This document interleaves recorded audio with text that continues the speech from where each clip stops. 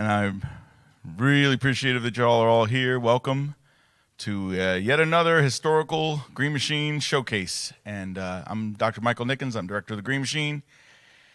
And just to give a little context for those of you who kind of don't know who we are and what we do, once upon a time, a basketball team went to a Final Four and they said, make a band.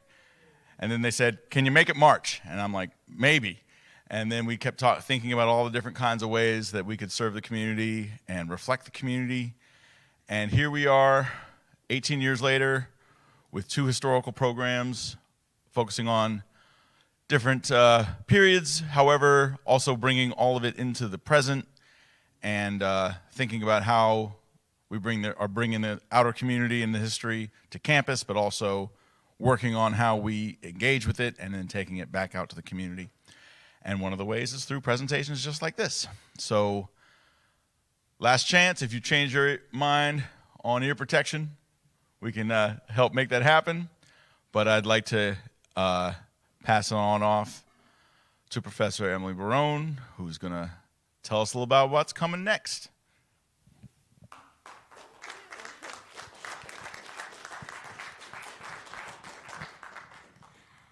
Hello. This is on, yes? Okay. All right, so hopefully you all are in for a treat tonight. We have done various iterations of this program before, but we have yet to combine both ensembles in the ways that you're about to see tonight. So the first piece up on the program is actually a set of 4 regimental marches for bugle and drum by John Philip Sousa, and we have arranged them, thanks to Dr. Chris Troiano, the leader of the 8th Regiment. He arranged them for fife, bugle, and drum. So the drum parts are in the original, the bugle parts are original, and we've transposed the fife parts. So this would be an example of kind of early 20th century field music that involved fifes, drums, and bugles before you started to see the fifes fall away from military use and kind of really just be in community band scene. So that's going to be our first piece tonight. Then you're going to hear the Fife and Drum Corps doing what we do best with fifes and drums only. And then you will hear the 8th Regiment Ensemble doing what they do best, which is lots of brass instruments, no fifes. And then the very last piece on the program, you will hear us combine again in what was referred to as a monkey band style. So we have kind of a half and half ensemble where we begin with fife and drum, then the drums take over to the 8th Regiment, and then they will play a tune with their drummer. And it's kind of a back and forth style that was used during the time period, again, early 20th century, but with a regimental band as well as a field music unit using the same drum line or a very similar drum line to play pieces on either side, if that makes sense. So we hope you enjoy, and first up is going to be 4 Marches by John Philip Sousa.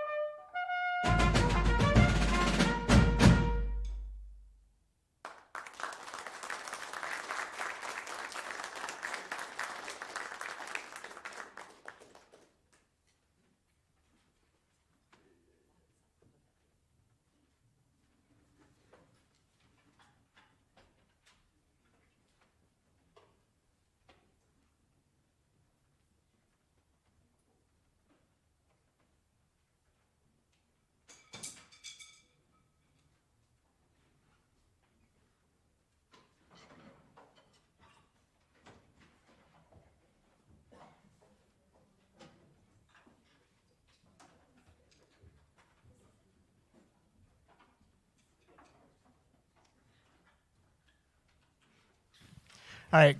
Can everyone hear me with this? We good? All right. Good evening, everybody. My name is Shane Nichols. I'm one of the directors for the George Mason University Patriots Fife and Drum Corps. First of all, thank you so much for being here tonight. Really appreciate it. I know there's a lot of things you could be doing with your Saturday night, and for you guys to take the time to come check us out means a lot. A little bit about this group. We were founded in 2012. And I got involved around 2015. And in that time, the Fife and Drum Corps was just a snare drum, which was kind of like an improvised rope drum. They made something work in a fife. And their main job was to march students from to the Eagle Bank Arena for commencement. And that's all they did. We met one time, we rehearsed one time, and we did the commencement. So since then, we've been building and building and building until what you see here. So we started off just a makeshift duet. Eventually, Dr. Michael Nickens helped us start an actual class. And then we transformed, we added community members. We added a fife instructor.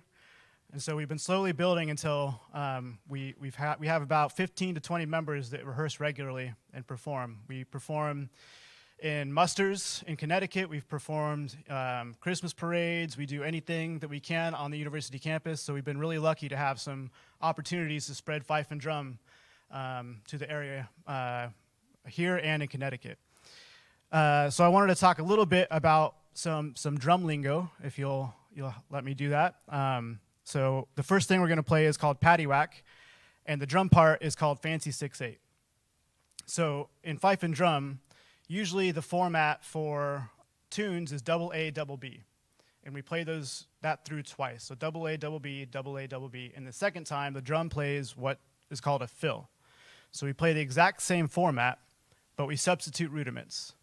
So in this first one, flam accents will become ratomacues. And a 7 will become a single 7. So if you pay attention, you can tell where we're mixing and matching different rudiments to make what is called the fill. So this first tune is going to be paddywhack with fancy 6/8 as the drum part.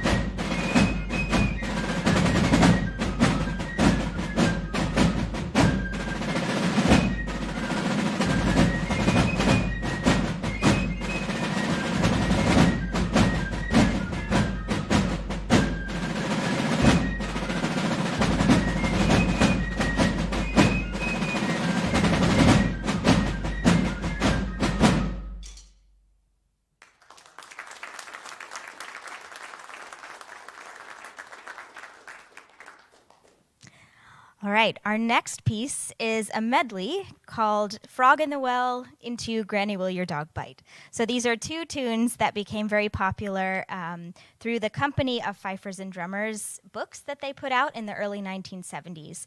So the first piece on the program that you heard was essentially what fife, drum, and bugle was for a little while after, its military usage kind of fell out. But then, fast forward 50 years or so, there are a lot of community groups around the U.S., but they're not necessarily playing all the same tunes. they get together, they can't always jam together or have jollifications, as they were called. So the Company of Fifers and Drummers, which is the governing body and still exists today, decided to kind of put out a few books that were essentially meant to be a jam tune book, if you will, or just a common book of tunes that anyone could play from. And these are 2 tunes from those books, and they've become very popular in jam sessions and jollifications today.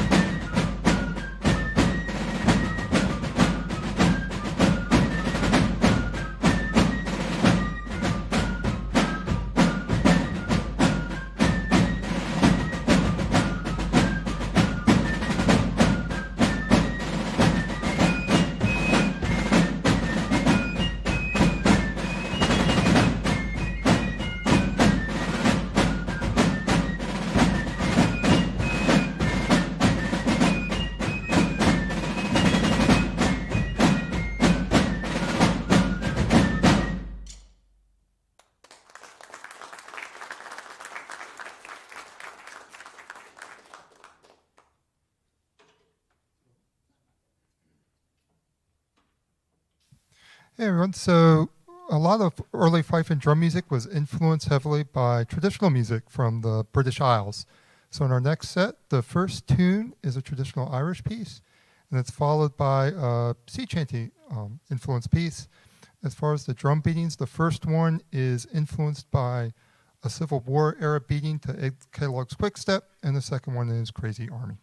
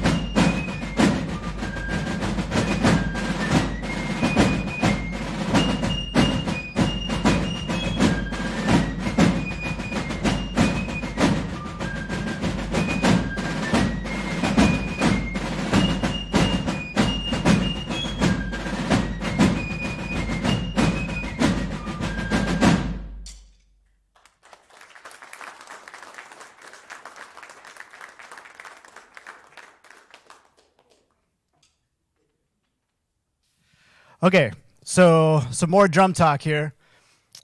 Most of these jam tunes that you'd find at musters on the jam field are made of stock beats, meaning they're 16-bar phrases that you kind of mix and match with different fife tunes. So it's not like, if we called a fife tune, it would have a standard drum part all the time. we can use these different stock beats to play with different tunes. And I think my favorite thing about that is it's a good way to build relationships, even internationally. So if I go over to Switzerland and say, hey, do you know Crazy Army? They'll probably know Crazy Army. And any other stock beat that you can imagine. It's a good way to build friends through music. So in this tune called Bummer's Reel, they're going to play Bummer's Reel, and the stock beat we're going to play is called Crazy Monumental.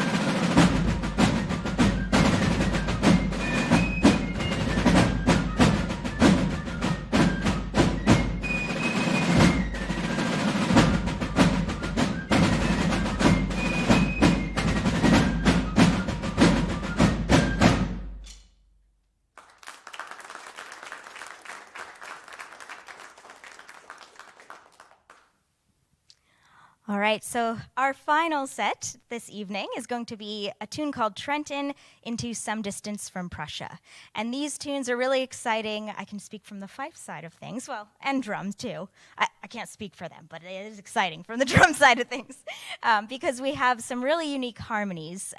Some prominent fife arrangers in the community, John Chalia is a name who comes to mind, wrote some really unique harmonies to these tunes, and it kind of represents an advancement, at least in the fife side of things. And a lot of us here tonight, even on stage, come from various different backgrounds. We have some folks who were playing the flute, some people who learned on the fife. We have students, we have alumni of the university, we have community members, we have adults. Everyone just can kind of get behind these tunes because there's something for everybody. There's a really catchy melody, there's a really intricate and unique harmony, and then there's drum parts that just complement the melody so well, and you can tell that they were written to go together. So as cool and as fun as stock beats can be, there are also a lot of drum parts that were just made to go with the fife tunes, and this is one of them. So we hope you enjoy.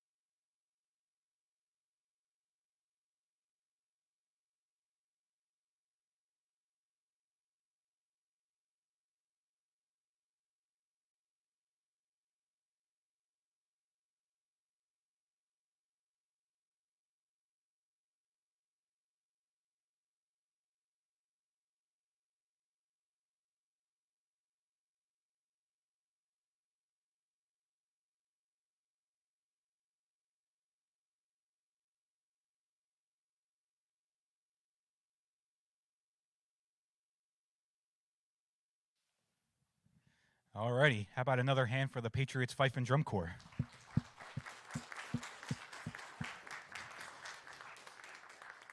Thank you. My name is Dr. Chris Troiano. I am the program director for the 8th Green Machine Regiment Band. We are a 19th century brass band playing music of the 19th century on period brass and percussion instruments. Let me make sure I get this right. Yep, today every brass instrument that we're playing on was made between the years 1850 and 1870. So these are all period brass instruments. Our only reproduction instrument on the stage today is our rope drum, which might be able to see maybe a little bit later in the show is actually a little bit smaller than the rope drums played by our colleagues in the Fife and Drum Corps. So much like the Fife and Drum Corps, the Regiment Band is a part of the Green Machine Ensembles. We were formed a little bit later than the Fife and Drum Corps in 2017, and since then we have been growing in size and performances as well. Similar to the Fife and Drum Corps, when everybody that is available and interested and willing to play on these unique instruments, we can get around 15 people at a time coming to these rehearsals. So we can arc a little bit more. I'll get this out of the way. So the first tune that we're going to play for you today is a famous march titled The Washington Grays. And this is a march that was composed by a man named Claudio Grafula. And it's oftentimes attributed as being a march that was composed in 1861.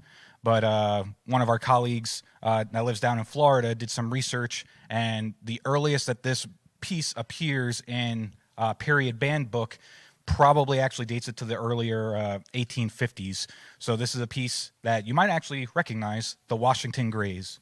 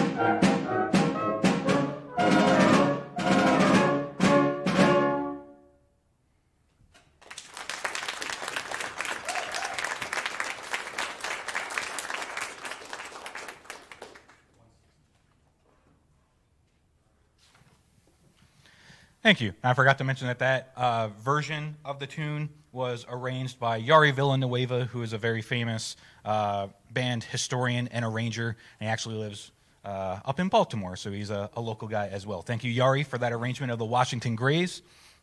The next tune we're going to play for you is one that I'm excited about all of them, but I like this one too because this one is titled Four Reels or Hornpipes by a guy named Frankenfield. That's not really the important part. This tune comes from a collection of music from what's known as the Squire Olios. Olios just being a collection of music. And Alfred Squires in the early 1870s wrote a collection of 3 Olios for brass band, and they are all available in the Library of Congress. And the first and second Olios are complete, but the third Olio is missing a few of the parts, and like a baritone part and I think a B-flat cornet part. So for those missing parts, most contemporary early American brass bands don't perform any of the music from the third Squires Olio.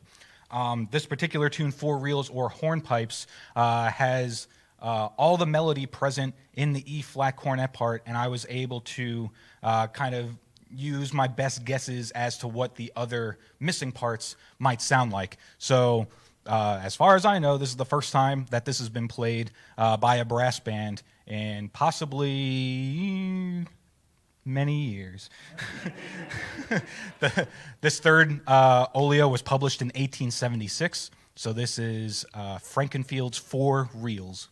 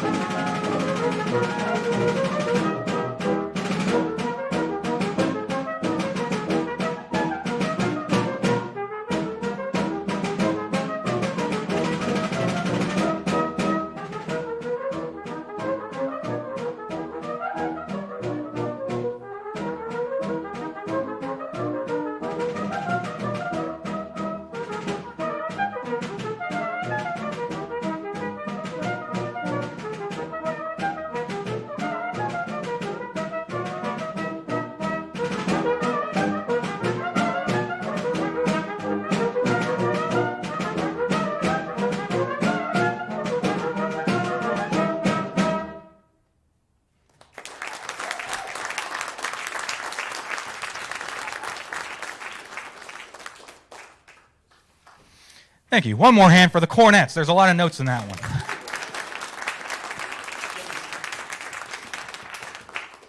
So just a quick little rundown of what you're looking at up here. A lot of these instruments might be familiar, some of them might not be, but brass bands of the 19th century in the US and in the UK are based on an alternating E-flat, B-flat system.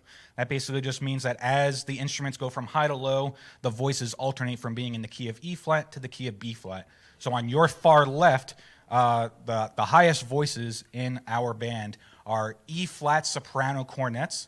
You see the one on the far left being played by Isabella. Isabella is what we call a top action rotary valve, so it's being played kind of similar to how a modern trumpet will. But whereas the E-flat cornet that Mark is playing, that one's kind of played on its side, so it might be looking a little bit unusual. But this cornet is pitched higher than what you might recognize as a modern-day trumpet. But speaking of the trumpet, the next two cornets that we have being played by Mark and Clark are B-flat cornets.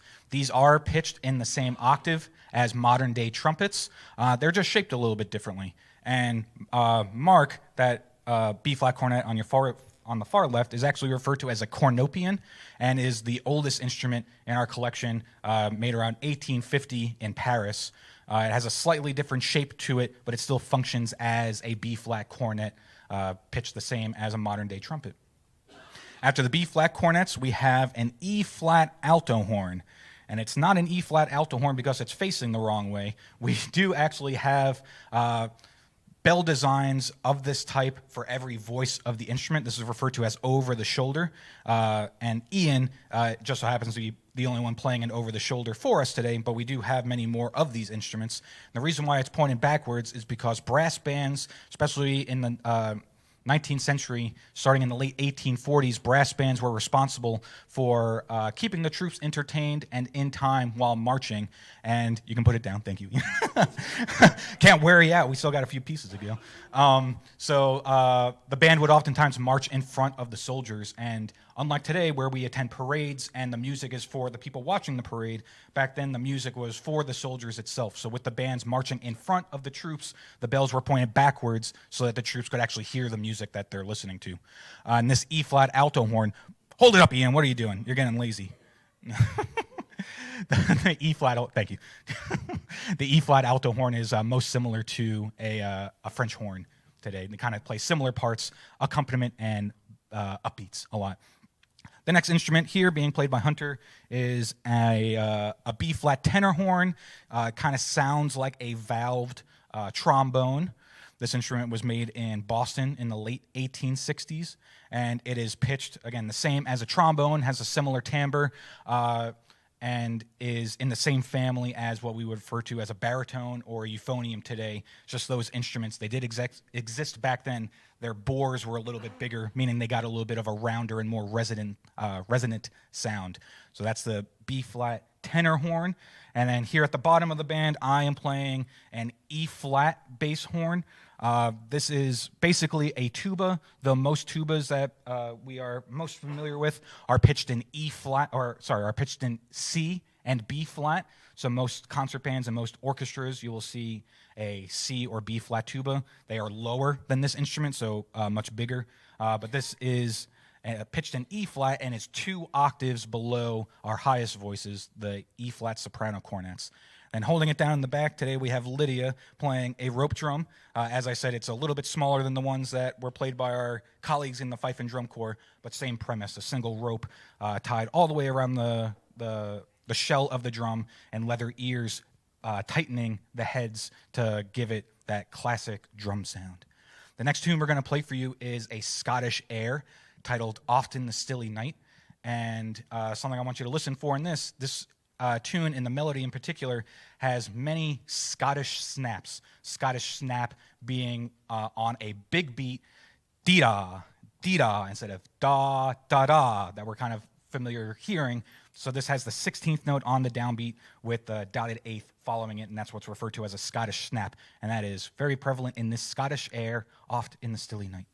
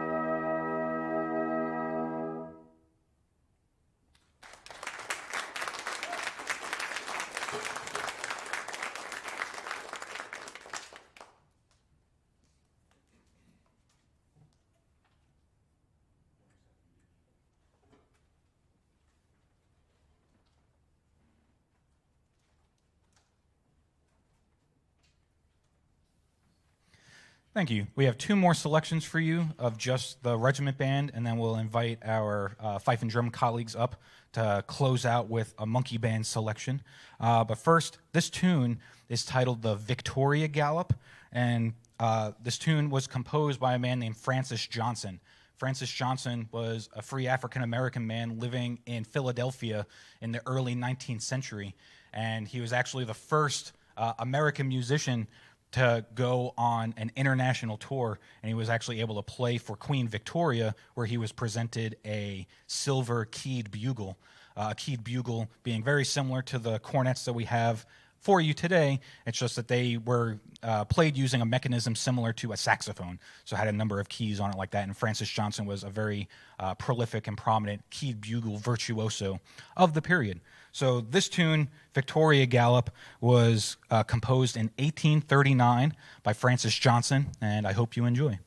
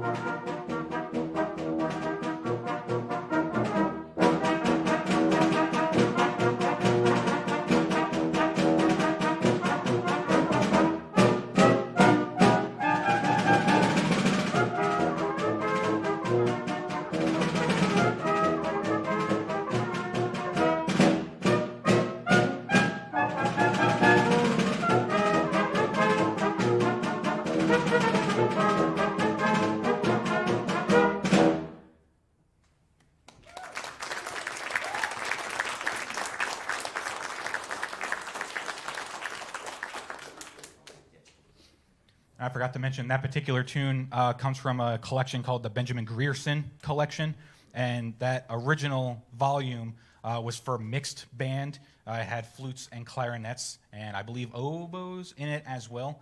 So that edition was an arrangement that I did from the Benjamin Grierson Collection. And kind of funny, while I was doing some research on the piece and trying to cross-reference different sources for the edition that I was making, I was on good old imslp.org, and the main person that has uploaded this particular piece with their own edition was Megan Lavengood, who is actually a theory professor here at George Mason University. So it's kind of funny that in the vastness of the internet, looking up this piece, and there is a colleague just kind of popping up. So that was really cool and really fun. The last tune that we're going to play for you today is titled The Titus March. This is another pretty early piece. This was composed in 1825. And something that's interesting about this one is that the composer attribution just reads A Lady of Baltimore. So there's no formal name given, but we do know that this was composed by a female in the 1820s. So this is The Titus March by A Lady of Baltimore. Thank you.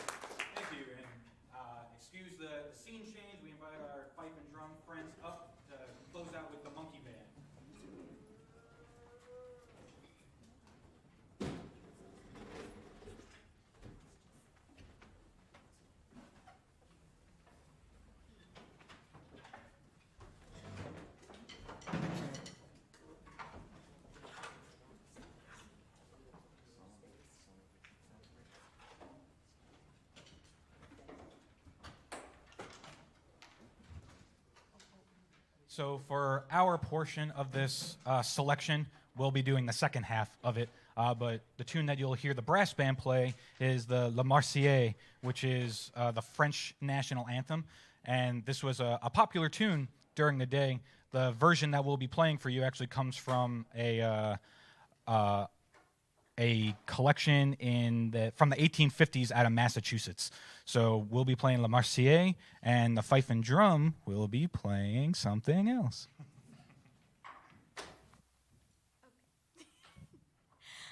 Fife and drum will be playing tune Farewell to Whiskey into another tune, Moonlight Quickstep. And these are both tunes that were popular during the American Civil War.